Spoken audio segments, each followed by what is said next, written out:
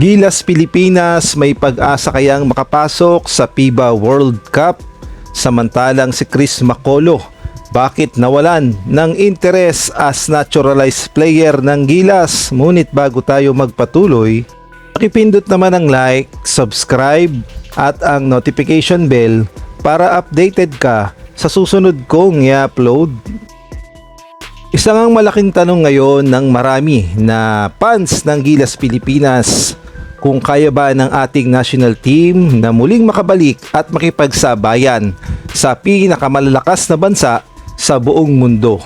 Sa mga nakaraang taon, nakita natin ang laban, puso at determinasyon ng ating Gilas Pilipinas, pero sapat na nga ba ito para makapasok muli sa FIBA World Cup at maging tunay na contender sa Asia?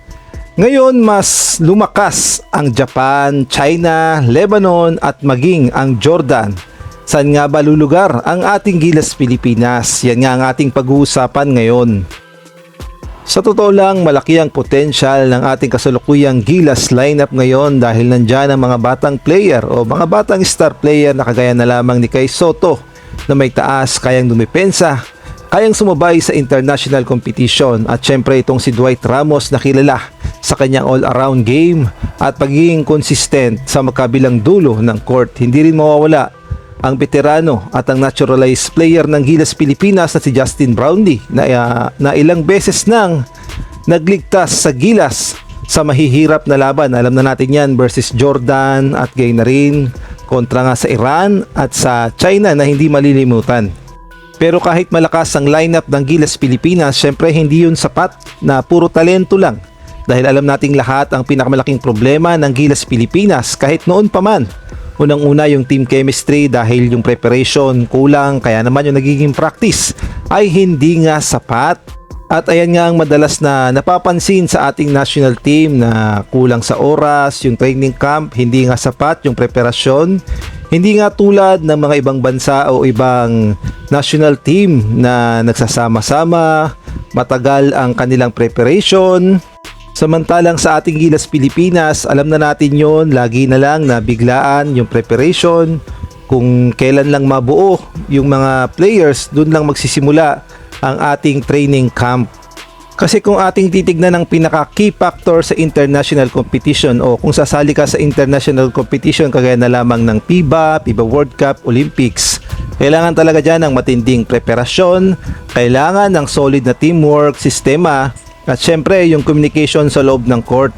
Pero despite ng mga problema ng Gilas, marami pa rin naniniwala ng mga Pinoy fans na sa ilalim ng tamang sistema at tamang coaching, kayang makipagsabayan ng ating Gilas Pilipinas sa mundo at gayon na rin sa Asia.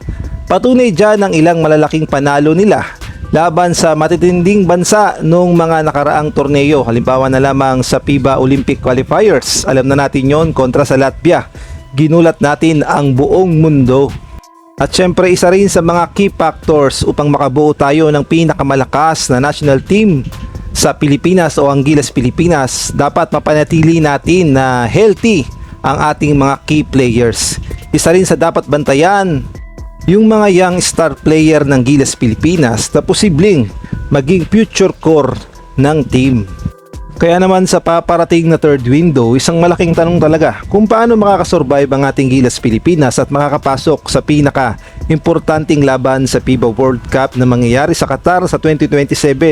Siyempre kahaharapin muna ng Gilas Pilipinas sa third window ang Australia at gayon na rin ang New Zealand sa isang matinding rematch at magkakaroon sila ng home court advantage. At kung sakali mang makaisa tayo, either New Zealand at Australia, papasok tayo sa second round at muli kailangan natin ng matinding panalo upang umusad tayo sa World Cup. At kung kayo ang tatanungin, sa tingin nyo, makakapasok kaya ang ating Gilas Pilipinas sa ating inaasam-asam na FIBA World Cup? Samantalang sa ibang balita naman, eto nga sa Chris Macolo. Muling tinanong kung interesado pa ba siyang maglaro para sa Gilas Pilipinas at ayon nga sa report, ayaw ng pag-usapan ni Chris Macolo ang paglalaro niya sa Gilas Pilipinas. Kasi naman yung mga nakalipas na taon, ilang beses nang nangungulit itong si Chris Macaulay sa SBP na kunin siya as naturalized player. Kaya nga lang ay hindi siya pinapansin at hindi siya kinukonsider ng SBP. Kaya naman siguro ngayon ay parang wala na sa interes ni Chris Macaulay ang paglalaro sa Gilas.